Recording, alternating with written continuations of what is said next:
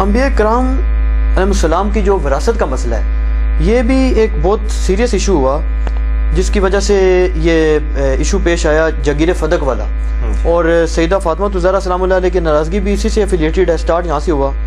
تو اس مسئلہ پہ تھوڑی سی روشنی ڈالیں کہ کیا یہ احادیث سے صحیح موجود ہیں، اہل سنت اور اہل تشیع دونوں کے حوالے سے بتائیں کہ کیا انبیاء کرام کی وراثت نہیں ہوتی یا وراثت علمی ہوتی ہے، تو پھر ناراضگی کا کیا ایشو بنا؟ تو شاہ جی تسی جواب ہی دینا شروع کرتا نا، سوال بس ٹھیک ہے ہو گیا۔ اچھا مسئلہ یہ ہے میرے بھائیوں کہ جو باغ فدق کا ایشو ہے نا، لفظ فدق ہے، لوگ فدق بولتے ہیں، باغ فدق بھی نہیں ہے، جاگیر فدق ہے، ایک باغ نہیں تھا، ایک خاص اراضی تھی۔ اس کا ایشو جو ہے صدیوں سے اہل سنت اہل تشیع کے درمیان ایک بون آف کنٹینشن بنا ہوا ہے۔ میرا ابھی تک اس کے اوپر ویڈیو لیکچر نہیں آیا، کیونکہ میں جس مسئلے کو ہاتھ ڈالتا ہوں آپ کو پتا ہے، پھر میں تین کرتاس پہ اگر 3 گھنٹے آئیں تو فدق پہ بھی میرے 3 گھنٹے آئیں گے۔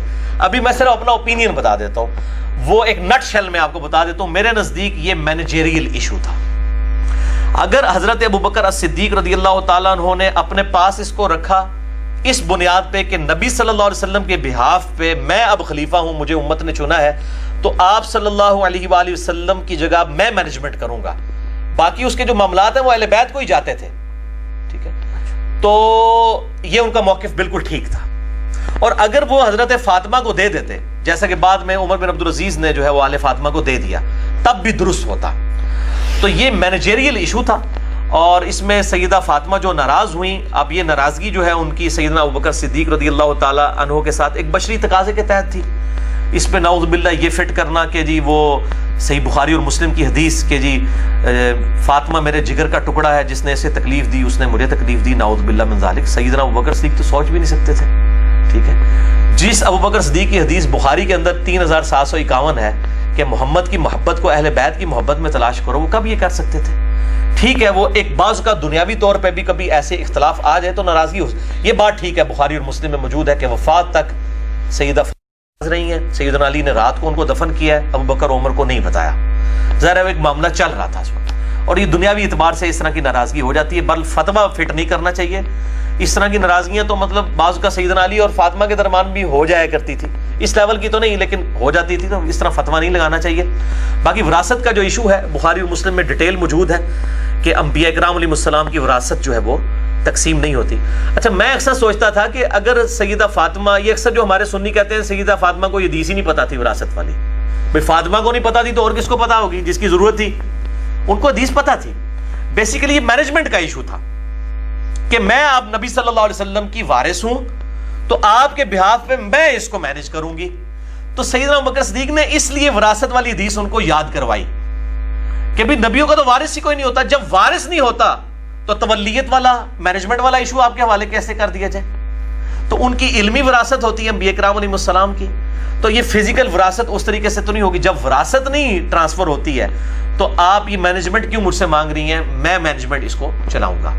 تو یہ کوئی نعوذ باللہ اس طرح کی کوئی گستاخی والا معاملہ نہیں تھا، ایک ان کا ایک اپنا، اور وہ ڈیسیژن کر سکتے تھے، ظاہر مسلمانوں نے ان کو خلیفہ چنا تھا، اگر وہ دوسرا ڈیسیژن بھی کر دیتے تب بھی ٹھیک ہوتا۔ تو یہ ڈیسیژن، یہ ظاہر امت کے لیے ایک آزمائش بنتی ہیں، اس طرح کی جو چیزیں ہو جاتی ہیں بعد میں آزمائش بن جاتی ہیں، بالکل نیک نیتی پہ مبنی تھا۔ اب دیکھیں اس کے جواب میں سیدہ فاطمہ نے بخاری مسلم میں آپ حدیثیں اٹھا کے دیکھیں، کہیں نہیں ملتا کہ انہوں نے کہا ہو کہ نہیں نہیں یہ تو بات آپ غلط کر رہے ہیں، انکار نہیں کیا، بس صرف وہاں سے ناراض ہو کے چلی گئی۔ اور جس طرح ایک بیٹی بھی کبھی اپنے باپ سے ناراض ہو جاتی ہے کسی معاملے میں، کوئی ایک ان کی خواہش تھی، ایک چھوٹی سی ضد تھی یا خواہش تھی، اس کو پورا نہیں کیا گیا، اور سیدنا علی رضی اللہ تعالیٰ نے اس کی بنیاد کے اوپر کوئی ہنگامہ نہیں کھڑا کیا، بعد میں بکر کی بھی بیعت کی، عمر کی بھی کی، عثمان کی بھی کی رضی اللہ عنہم اجمعین وعلیہم السلام۔ تو یہ اہل تشیع کے ہاں بھی اصول کافی میں امام جعفر الصادق رحمہ اللہ تعالی المتوفی 114 ہجری، المتوفی 148 ہجری، 114 میں امام باقر فوت ہوئے ہیں، 148 ہجری، ان کا قول صحیح سند کے ساتھ شیعہ کے اصول محدثین پہ اصول کافی میں موجود ہے کہ انبیاء کرام علیہ السلام کی وراثت علم ہوتا ہے، وہ تقسیم نہیں ہوتی۔ لہٰذا یہ شیعہ ذاکرین، میں بھی کہوں گا اہل تشیع کے ذاکرین، وہ روٹی روزی چلانے کے لیے اس معاملے کو اس طریقے سے اٹھا رہے ہیں۔ تو اس معاملے میں میرا موقف جو ہے وہ یہی ہے کہ سیدنا ابوبکر صدیق رضی اللہ تعالیٰ عنہ اگر وہ ڈیسیژن کرتے تب بھی ٹھیک ہوتا، یہ بھی کرتے تب بھی ٹھیک ہوتا۔ یہ مینیجریل ایشو تھا، یہ وراثت والا ایشو نہیں تھا۔ سیدہ فاطمہ کو پتہ تھا رضی اللہ تعالیٰ عنہا وعلیہ السلام کہ وہ یہ وراثت تقسیم نہیں ہوتی. تو میرا موقع میرا علیہ کافی ہے, باقی ابھی موقع ملا تو پھر ڈیٹیل لیکچر ریکارڈ کرائیں گے انشاءاللہ. اچھا علی بھائی, ابھی ایک سب سے زیادہ یعنی ایک ایسا ایشو ہے کہ جس کی بنیاد پر لوگ جذباتی ہو جاتے ہیں, بالخصوص ہمارے جو شیعہ بھائی ہیں ان میں عوام الناس بہت ہی زیادہ جذباتی اس مسئلہ پر ہوتی ہے کہ سیدہ فاطمہ الزہرا سلام اللہ علیہ کی جو وفات ہے, جس کو وہ شہادت کہتے ہیں, تو اس میں حضرت عمر رضی اللہ عنہ پر جو الزامات لگائے جاتے ہیں اس کی کیا حقیقت ہے؟ نعوذ باللہ من ذالک ثم نعوذ باللہ من ذالک. بالکل جھوٹ ہے یہ. ابان بن ابی عیاش کہنے کو تو تابعی ہے لیکن یہ کذاب راوی ہے. اب یہ ان کے لیے بھی پھکی ہے شاہ جی, جو کہتے ہیں کہ جی سب سے بہتر زمانہ میرا, پھر صحابہ کا, تابعین کا, تبع تابعین, اس کو یزید کو پھر تابعی بنا دیتے ہیں. تو تابعی تو ابان بن ابی عیاش بھی ہے. تابعین ہاں تابعی ہے. ابان بن ابی عیاش تابعی ہے. جی ہاں, یہ غالباً 146 ہجری میں فوت ہوا ہے. ٹھیک ہے, یعنی امام حنیفہ رحمہ اللہ کے زمانے کا ہے, وہ بھی تابعی ہیں. امام حنیفہ رحمہ اللہ بعض کے نزدیک تابعی ہیں, بعض کے نزدیک تبع تابعی ہیں. بہرحال ہم اس جھگڑے میں نہیں پڑتے. علی بن عثمان حجویری نے ان کو کشف المحجوب میں تبع تابعی لکھا ہے, اور مجھے یہ مضبوط قول تبع تابعی والا لگتا ہے. ٹھیک ہے, بہرحال یہ ان کے زمانے کا ہی ہے ابان بن ابی عیاش. اس کو امام مسلم نے صحیح مسلم کے مقدمے میں کذاب لکھا ہے, اور اسی طریقے سے اہل تشیع کے ہاں بھی ان کی اسماء کی کتابوں میں, اسماء الرجال کی کتابوں میں کذاب لکھا ہے. لیکن ظاہر روزی روٹی چلانے کے لیے پھر جو لوگ ہیں وہ کہتے ہیں جی ہمارے لیے تو ٹھیک ہے, ہمیں ایکسیپٹیبل. یہ اس نے سٹوری ساری گھڑی ہے سیدنا عمر فاروق رضی اللہ تعالیٰ عنہ علیہ السلام کے خلاف. نعوذ باللہ, بالکل یہ جھوٹ ہے اور کوئی ایسی بات نہیں ہے. یہ بالکل جھوٹا واقعہ ہے. خالد بن ولید کے اوپر بھی جھوٹ باندھا گیا کہ وہ بھی گھسیٹ کے لائے اور یہ ہو گیا, دروازہ پھینکا. البتہ ایک روایت ہے جو اہل سنت کے گلے میں پھنسی ہوئی ہے, میں تو اس روایت کو صحیح نہیں سمجھتا. مصنف ابن ابی شیبہ سے میں نے مسئلہ نمبر 66A کے اندر بھی اس کو بیان کیا ہے کہ سیدنا عمر نے دھمکی دی تھی فاطمہ کو جب ان کے گھر میں میٹنگ ہو رہی تھی خلافت کے والے سے کہ میں تیرے گھر کو آگ لگا دوں گا, اور وہ کہتے ہیں جی سنی کتابوں میں آگ لگانے کا ذکر ہے, پھر لا بھی دیتی بارش. تو یہ روایت بھی جو ہے نا جی, یہ جو راوی بیان کر رہے ہیں نا زید بن اسلم, جو حضرت عمر کا غلام ہے اسلم, اس کا بیٹا جو ہے زید بن اسلم ان سے بیان کر رہا ہے, وہ اس وقت تک سیدنا عمر کی غلامی میں نہیں آیا تھا جب یہ واقعات ہوئے ہیں. لہٰذا یہ اس نے اسی وقت کہیں سے سنا ہوگا. اس وقت بھی تو اس طرح کے لوگ موجود تھے. اور اگر اس روایت کو کوئی صحیح مانتا ہے, جس طرح کہ شیخ زبیر علی زئی صاحب کے شاگرد غلام مصطفیٰ ظہیر صاحب کہتے ہیں نہیں روایت صحیح ہے, اور وہ اس کو پازیٹیو لیتے ہیں. وہ کہتے ہیں اس میں تو سیدہ فاطمہ کی عزت ہے کہ ان کے گھر میں میٹنگ ہوتی تھی اور سیدنا عمر نے بڑے اچھے الفاظ میں ان کو کہا کہ جی آپ ہمیں اللہ کے محبوب کے بعد سب سے محبوب ہیں صلی اللہ علیہ وآلہ وسلم. وہ اس کو دوسری طرف لے جاتے ہیں. تو میرے بھائیو, ہر لوگ اپنی طرف, میرے نزدیک تو یہ روایتیں جو ہیں وہ صحیح نہیں ہیں.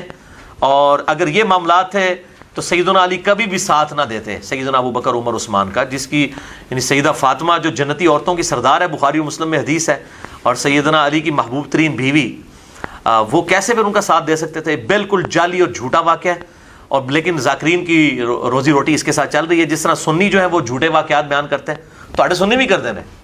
یہ جو حدیث بیان کرتے ہیں کہ جی وہ کس کی نیکیاں ستاروں کی مانند ہیں, حضرت عمر کی, وہ جو سیدہ عائشہ کے بارے میں ایک منسوب اثر بیان کرتے ہیں, اور یہ مشکات میں موجود ہے. امام شیخ زبیر صاحب نے بھی لکھا ہے یہ جھوٹی روایت ہے, شیخ البانی نے بھی کہا جھوٹی.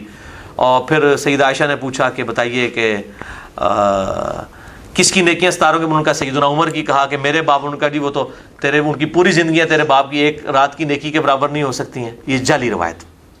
حالانکہ اس سے بڑی روایت صحیح مسلم میں ہے کہ سیدنا عمر کہتے ہیں کہ میں پوری زندگی علی پر رشک کروں گا, کہ غزوہ خیبر کے موقع پر حضرت علی کے فضائل والے چیپٹر میں نے اس 72 حدیث میں روایت ڈالی ہے. اور اس کے راوی بھی ابو ہریرہ ہیں شاہ جی. یہ کہتے ہیں ابو ہریرہ بغض رکھتے تھے اہل بیت کے ساتھ. میں یہ چیلنج کرتا ہوں اہل تشیع کو کہ حسن و حسین کی شان میں, حضرت علی کی شان میں جتنی کرٹیکل حدیث ہیں ان کے راوی ابو ہریرہ ہیں رضی اللہ تعالیٰ عنہ علیہ السلام. اس حدیث کے بھی راوی ہیں. وہ کہتے ہیں حضرت عمر کہتے ہیں میں رش کرتا تھا کہ علی کو جھنڈا ملا مجھے مل جاتا کاش. اور حضرت عمر کہتے ہیں مجھے کبھی تمنا نہیں ہوئی لیڈرشپ کی سوائے اس موقع کے. یہ صحیح مسلم میں نے 72 حدیث میں ڈالی ہوئی ہے. تو یہ بالکل جھوٹ ہے جی, میں اس بات کو نہیں مانتا. اچھا, اسی میں علی بھائی ضمناً ایک سوال ہو جائے کہ یہ جو حضرت علی علیہ السلام نے جو حضرت فاطمہ کی وفات کے بہت عرصہ بعد بھی اپنے بچوں کے نام رکھے ہیں, یہ تاریخ میں ملتا ہے ایسی چیزیں کہ ابو بکر عمر عثمان نام رکھے ہیں, بعد میں ائمہ بیت سے ایسے نام منسوب ہیں ان کی اولادوں سے. تو اس پر اہل تشیع حضرات جو ہیں وہ ایک بات کرتے ہیں, وہ کہتے ہیں جی یہ نام عرب میں کامن تھے اور یہ تو کوئی دلیل آپ لوگوں کے پاس نہیں ہے, ایسے نام عرب میں کامن تھے, آج چلو ایک بات بن گئی ہے, لیکن اس وقت تو لوگ رکھ لیا کرتے تھے. میرے خیال ہے جب زخم تازہ تھا اس وقت نام رکھنے چاہیے تھے, ان سے ذرا پوچھیں کہ تاریخ کے اندر اہل سنت کے کتنے ائمہ ہیں جن کے نام یزید ملتے ہیں؟ اکا دکا. حالانکہ یزید نام کو برا نہیں ہے، صحابی رسول ہیں یزید بن ابی سفیان رضی اللہ تعالیٰ عنہ وعلیہ السلام، حضرت معاویہ کے بڑے بھائی، جو جنگ یرموک میں بڑے لیڈرز میں سے تھے ابو عبیدہ کے ساتھ. تو وہ یزید بن ابی سفیان، اسی کی وجہ سے تو حضرت معاویہ بھی پھر منظر عام پہ آ گئے نا، ان کے چھوٹے بھائی ہونے کی وجہ سے. اصل میں تو بندہ یہ تھا یزید بن ابی سفیان رضی اللہ تعالیٰ عنہ، تو ان کا نام بھی یزید تھا. تو یزید نام سے کچھ، لیکن بعد میں مسلمانوں نے دیکھا تو یہ مسلمانوں نے نام نہیں یہ رکھے، تو یہ کس طرح ہو سکتا ہے کہ سیدنا علی رضی اللہ تعالیٰ عنہ اپنے بیٹوں کے نام جو ہیں وہ ابو بکر، عمر، عثمان رکھ لیتے؟ اب ان کے گلے میں پھنسے ہوئے ہیں، شیعہ مانتے ہیں کہ بیٹوں کے نام رکھے ہوئے ہیں، انکاری نہیں ہے. ان کو پوچھیں کہ وہ کس طرح نام رکھ سکتے تھے اگر ان کا دل ان سے خلفائے ثلاثہ سے دکھا ہوا تھا.